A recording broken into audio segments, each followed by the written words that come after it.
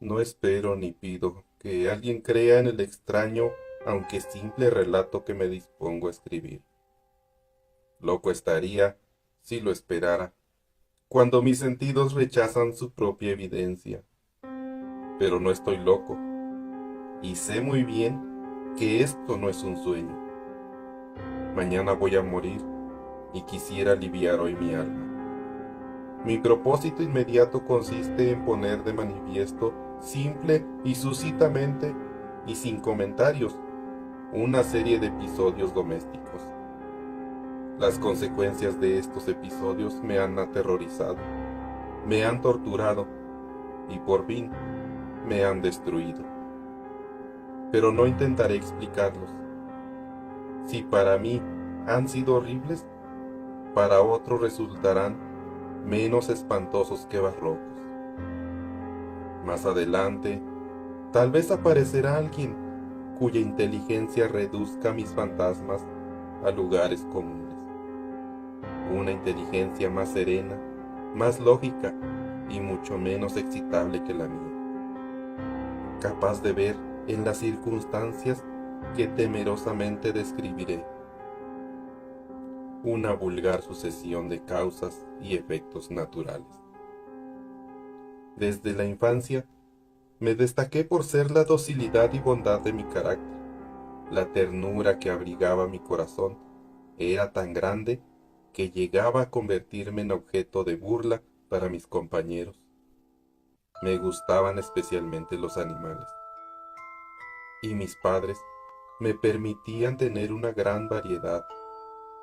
Pasaba a su lado la mayor parte del tiempo y jamás me sentía más feliz que cuando les daba de comer y los acariciaba. Este rasgo de mi carácter creció conmigo y cuando llegué a la virilidad se convirtió en una de mis principales fuentes de placer. Aquellos que alguna vez han experimentado cariño hacia un perro fiel y sagaz, no necesitarán que me molesten explicarles la naturaleza o la intensidad de la retribución que recibí. Hay algo en el generoso y abnegado amor de un animal que llega directamente al corazón de aquel que con frecuencia ha probado la falsa amistad y la fragilidad del hombre. Me casé joven y tuve la alegría de que mi esposa compartiera mis preferencias. Al observar mi gusto por los animales domésticos, no perdía oportunidad de procurarme los más agradables. Teníamos pájaros, peces de colores, un hermoso perro, conejos, un monito y un gato. Este último era un animal de notable tamaño y hermosura, completamente negro y de una sagacidad asombrosa. Al referirse a su inteligencia, mi mujer, que en el fondo era un poco supersticiosa, aludía con frecuencia a la antigua creencia popular de que todos los gatos negros son brujas metamorfoseadas. No quiero decir que lo creyera seriamente, y solo menciono la cosa porque acabo de recordarla. Plutón. Plutón era el nombre del gato que se había convertido en mi favorito y mi camarada. Solo yo le daba de comer y él me seguía por todas partes en casa. Me costaba mucho impedir que anduviera detrás de mí en la calle. Nuestra amistad duró así varios años, en el curso de los cuales mi temperamento y mi carácter se alteraron radicalmente por culpa del demonio. Intemperancia. Día a día me fui volviendo más melancólico, irritable e indiferente hacia los sentimientos ajenos. Llegué incluso a hablar descomedidamente a mi mujer y terminé por infligirle violencias personales. Mis favoritos, claro está, sintieron igualmente el cambio de mi carácter. No solo los descuidaba, sino llegué a hacerles daño. Hacia Plutón, sin embargo, conservé suficiente consideración como para abstenerme de maltratarlo, cosa que hacía con los conejos, el mono y hasta el perro, cuando por casualidad o motivos por el efecto se cruzaban en mi camino. Mi enfermedad empeoró. Se agravaba, pues ¿qué enfermedad es comparable al alcohol? Y finalmente, el mismo Plutón, que ya estaba viejo y por tanto algo enojadizo, empezó a sufrir las consecuencias de mi mal humor. Una noche en que volví a casa completamente embriagado, después de una de mis correrías por la ciudad, me percaté de que el gato evitaba mi presencia. Lo alcé en brazos, pero asustado por mi violencia, me mordió ligeramente la mano. Al punto se apoderó de mí una furia demoníaca y ya no supe lo que hacía. Fue como si la raíz de mi alma se separara de golpe de mi cuerpo. Una maldad más que diabólica, alimentada por la ginebra, estremeció cada fibra de mi ser. Sacando del bolsillo del chaleco un cortaplumas, lo abrí mientras sujetaba al pobre animal por el pescuezo y deliberadamente le hice saltar un ojo.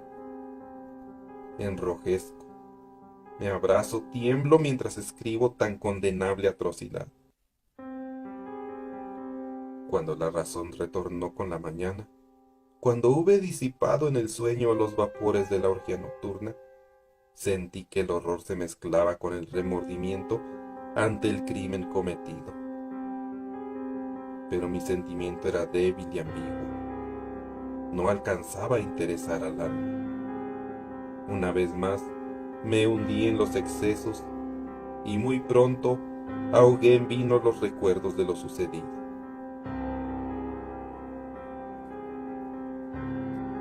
El gato, entre tanto, mejoraba, poco a poco. Cierto que la órbita donde le faltaba el ojo presentaba un horrible aspecto, pero el animal no parecía sufrir ya. Se paseaba como de costumbre por la casa, aunque, como es de imaginar, huía aterrorizado al verme. Me quedaba aún bastante de mi antigua manera de ser, para sentirme agraviado por lo evidente.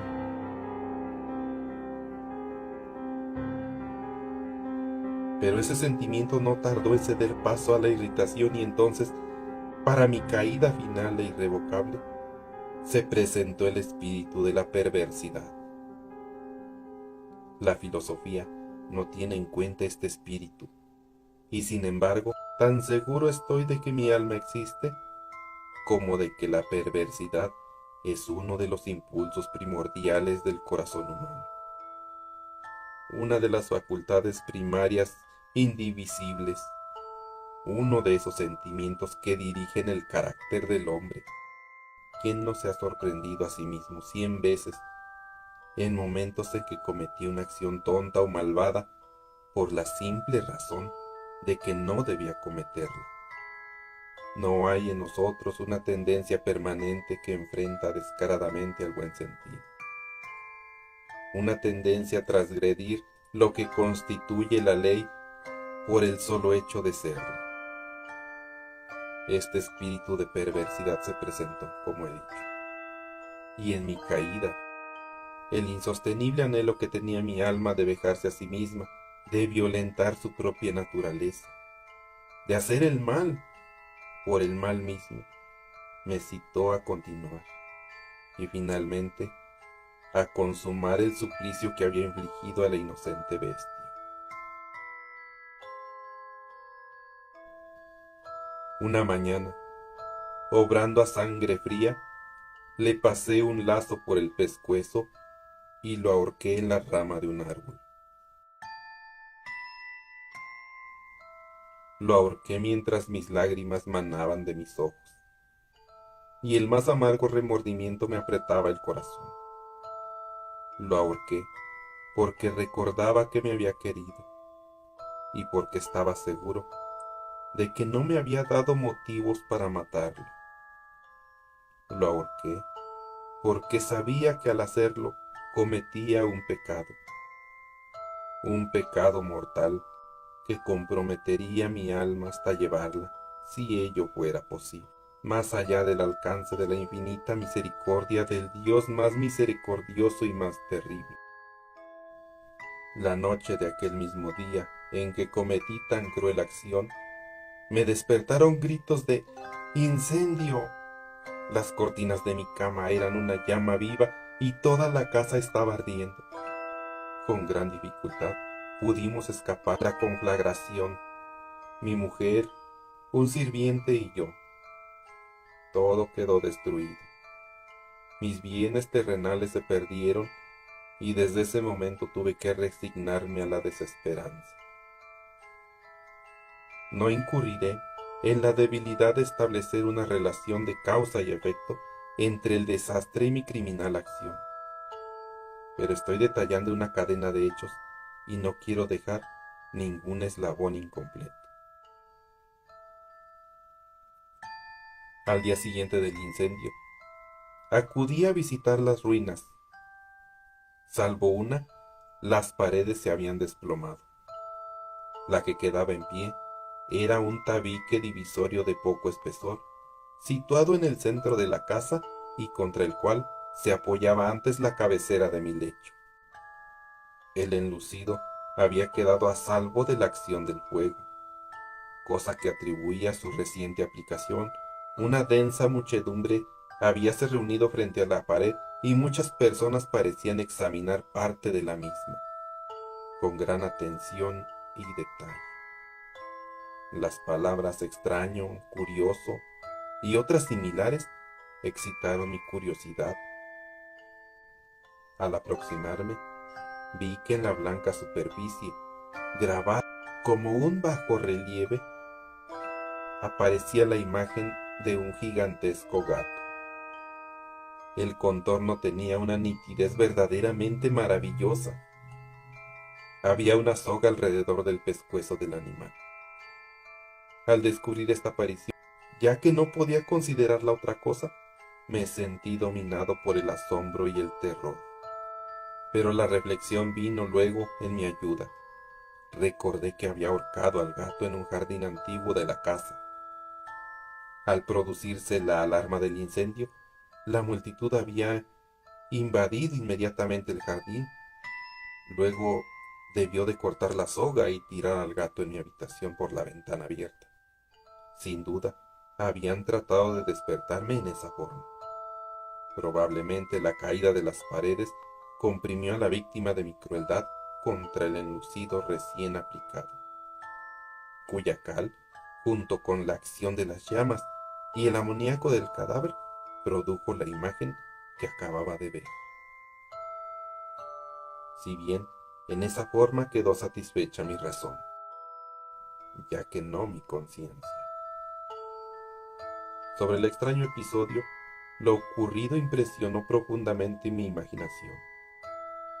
Durante muchos meses no pude librarme del fantasma del gato, y en todo ese tiempo dominó mi espíritu un sentimiento que se parecía sin serlo al remordimiento. Llegué al punto de lamentar la pérdida del animal y buscar en los viles antros que habitualmente frecuentaba a algún otro de la misma especie y apariencia que pudiera ocupar su lugar. Una noche, en que borracho a medias me hallaba en una taberna, más que infame, reclamó mi atención algo negro posado sobre uno de los enormes toneles de ginebra que constituían el principal moblaje del lugar. Durante algunos minutos había estado mirando dicho tonel, y me sorprendió no haber advertido antes la presencia de la mancha negra en lo alto. Me aproximé y le toqué con la mano. Era un gato negro, muy grande, tan grande como Plutón, y absolutamente igual a este.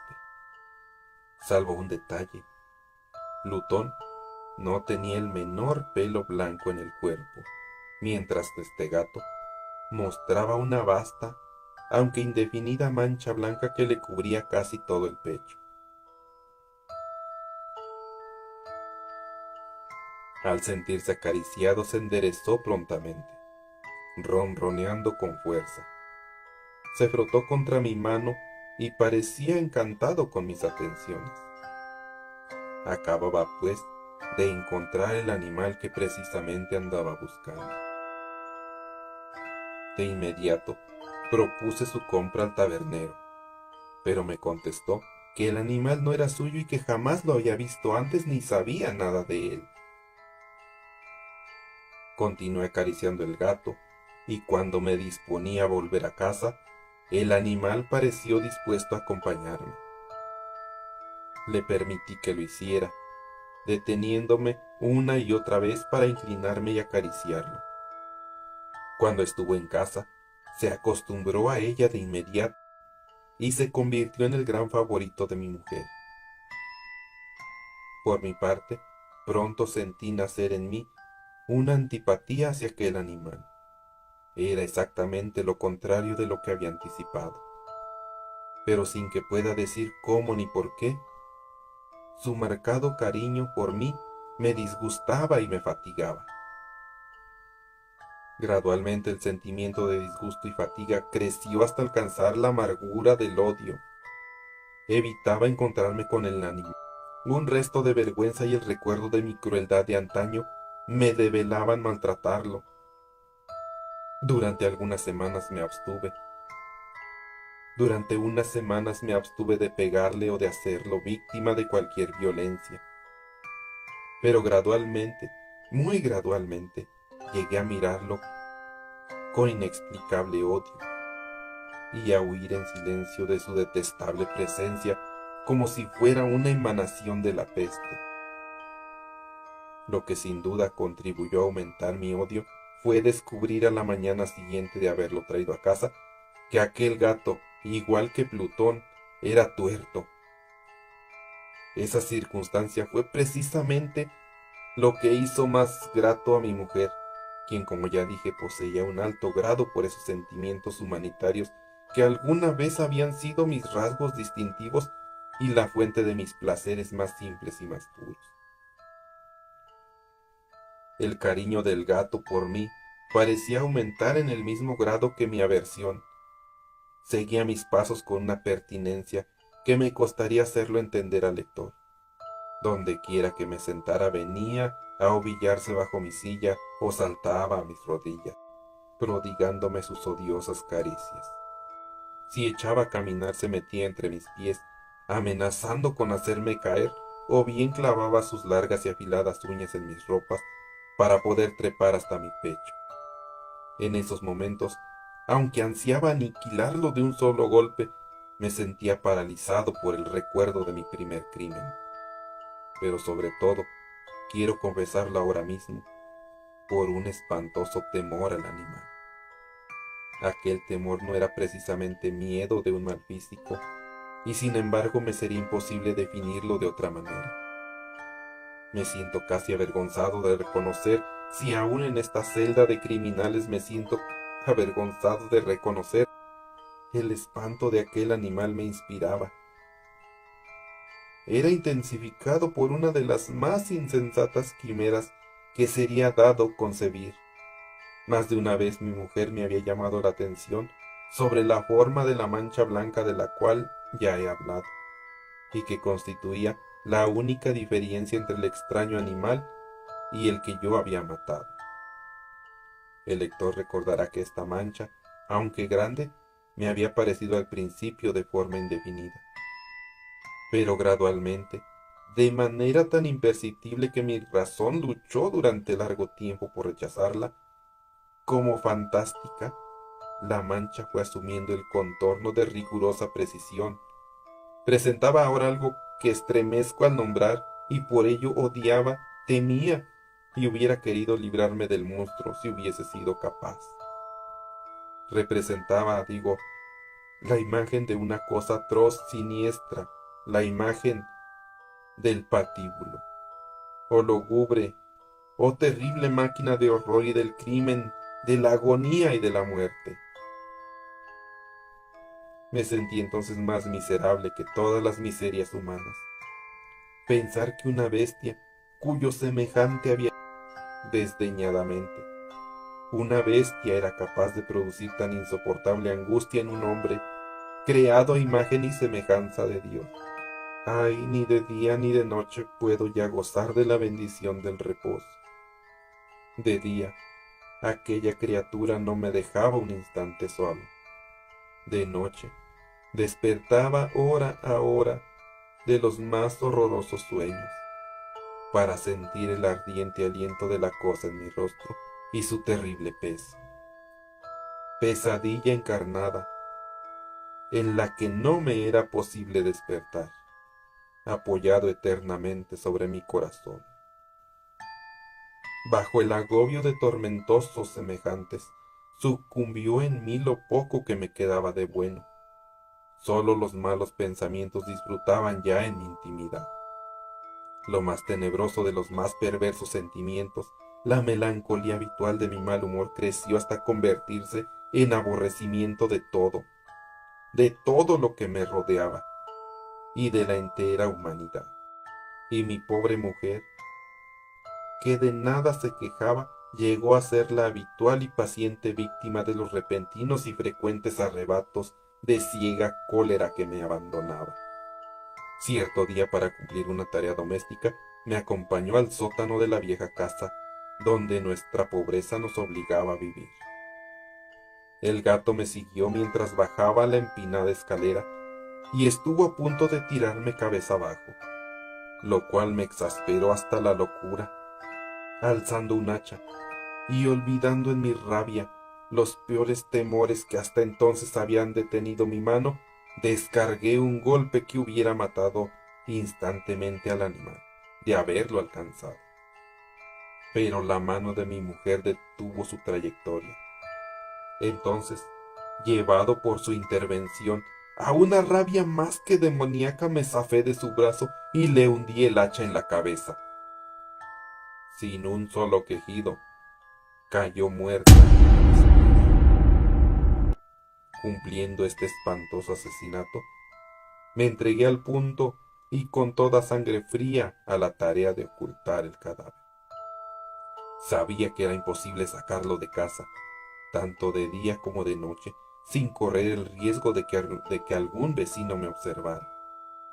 Diversos proyectos cruzaron mi mente. Por un momento pensé en descuartizar el cuerpo y quemar los pedazos. Luego se me ocurrió cavar una tumba en el piso del sótano. Pensé, convenía arrojar el cuerpo al pozo del patio o meterlo en un cajón como si se tratase de una mercadería común, y así llamar a un mozo del cordel para que lo retirara de casa. Pero al fin di con lo que me pareció el mejor expediente y decidí emparedar el cadáver en el sótano, tal como se dice que los monjes de la Edad Media emparedaban a sus víctimas. El sótano se adaptaba bien a este propósito. Sus muros eran de material poco resistente y estaban recién revocados, con un mortero ordinario que la humedad de la atmósfera no había dejado endurecer. Además, en una de las paredes se veía la saliencia de una falsa chimenea, la cual había sido rellenada y tratada de manera semejante al resto del sótano. Sin lugar a dudas, sería muy fácil sacar los ladrillos de esa parte, introducir el cadáver y tapar el agujero como antes, de manera que ninguna mirada pudiese descubrir algo sospechoso. No me equivocaba en mis cálculos. Fácilmente saqué los ladrillos con ayuda de una palanca y luego de colocar cuidadosamente el cuerpo contra la pared interna, lo mantuve en esa posición mientras aplicaba de nuevo la mampostería en su forma original. Dispuse a procurarme argamasa, arena y cerda. Preparé un enlucido que no se distinguía del interior y revoqué cuidadosamente el nuevo enladrillado. Concluida la tarea, me sentí seguro de que todo estaba bien. La pared no mostraba la menor señal de haber sido retocada. Había barrido hasta el menor fragmento de material suelto. Miré en torno triunfante y me dije, aquí por lo menos no he trabajado en vano. Mi paso siguiente consistió en buscar a la bestia causante de tanta desgracia, pues al final me había decidido a matarla. Si en aquel momento el gato hubiera surgido ante mí, su destino habría quedado sellado, pero por lo visto el astuto animal, alarmado por la violencia de mi primer acceso de cólera, se cuidaba de aparecer mientras no cambiara mi humor. Imposible describir o imaginar el profundo, el maravilloso alivio que la ausencia de la detestada criatura trajo a mi pecho. No se presentó aquella noche, y así por primera vez desde su llegada a la casa, pude dormir profunda y tranquilamente, si se puede dormir aún con el peso del crimen sobre mi alma. Pasaron el segundo y el tercer día, y mi atormentador no volvía. Una vez más respiré como un hombre libre. Aterrado, el monstruo había huido de casa para siempre. Ya no volvería a contemplarlo. Gozaba de una suprema felicidad, y la culpa de mi negra acción me preocupaba muy poco. Se practicaron algunas averiguaciones a las que no me costó mucho responder. Hubo una perquisición en la casa, pero naturalmente no se descubrió nada. Mi tranquilidad futura me parecía asegurada. Al cuarto día del asesinato, un grupo de policías se presentó inesperadamente y procedió a una nueva y rigurosa inspección. Convencido de que mi escondrijo era impenetrable, no sentí la más leve inquietud. Los oficiales me pidieron que los acompañara en su examen. No dejaron hueco ni rincón sin revisar. Al final, por tercera o cuarta vez bajaron al sótano. Los seguí sin que me temblara un solo músculo. Mi corazón latía tranquilamente como el de aquel que duerme en la inocencia. Me pasé de un lado al otro del sótano. Había cruzado los brazos sobre el pecho y andaba tranquilamente de aquí para allá. Los policías estaban completamente satisfechos y se disponían a marcharse. La alegría de mi corazón era demasiado grande para reprimirla. Ardía en deseos de decirles por lo menos una palabra como prueba de triunfo y confirmar doblemente mi inocencia. Caballeros, dije por fin cuando el grupo subía la escalera, me alegro mucho de haberles disipado sus sospechas.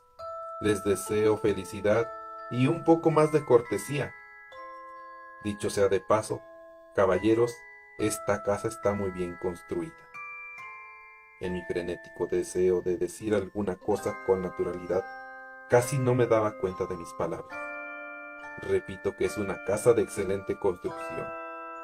Estas paredes, ¿ya se marchan ustedes, caballeros? Tienen una gran solidez. Y entonces, arrastrado por mis propias bravatas, golpeé fuertemente con el bastón que llevaba en la mano sobre la pared de ladrillo, tras la cual se hallaba el cadáver de la esposa de mi corazón. Que Dios me proteja y me libre de las garras del archidemonio. Apenas había cesado el eco de mis golpes cuando una voz respondió desde adentro de la tumba. Un quejido sordo y entrecortado, al comienzo semejante al sollozar de un niño, que luego creció rápidamente hasta convertirse en un largo, agudo y continuo alarido anormal, como inhumano, un aullido, un clamor de lamentación, mitad de horror, mitad de triunfo, como sólo puede haber brotado en el infierno, de la garganta de los condenados en su agonía y de los demonios exultantes de la condenación. Hablar de lo que pensé en ese momento sería locura. Presa del vértigo, fui tambaleándome hasta la pared opuesta. Por un instante, el grupo de hombres en la escalera quedó paralizado por el terror. Luego una docena de robustos brazos atacaron la pared, que cayó de una pieza. El cadáver, ya muy corrompido y manchado de sangre coagulada, apareció de pie ante los ojos de los espectadores. Sobre su cabeza, con la roja boca abierta y el único ojo como de fuego, estaba agazapada la horrible bestia, cuya astucia me había inducido al asesinato y cuya voz delatora me entregaba al verdugo. Había emparedado al monstruo en la tumba.